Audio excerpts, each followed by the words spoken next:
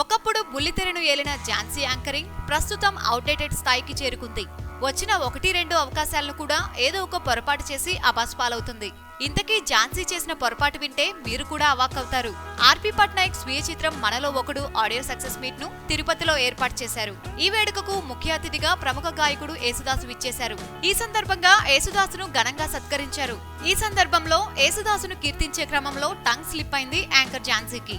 యేసుదాసును ప్రశంసిస్తున్న సమయంలో ఆయనను సంబోధిస్తూ అమర గాయకుడు యేసుదాసు గారు అని వ్యాఖ్యానించింది.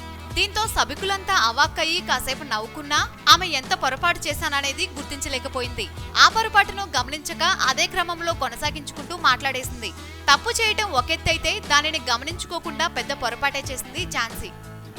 సబ్స్క్రైబ్ చేయడం మర్చిపోకండి. వీలైతే లైక్, కుదిరితే కామెంట్ పెట్టండి. ఇలాంటి ఇంట్రెస్టింగ్ బ్రేకింగ్ బిగ్ న్యూస్ మాకు తెలిసిన వెంటనే మీకు తెలియజేస్తాం. మాతో టచ్ లో ఉండండి.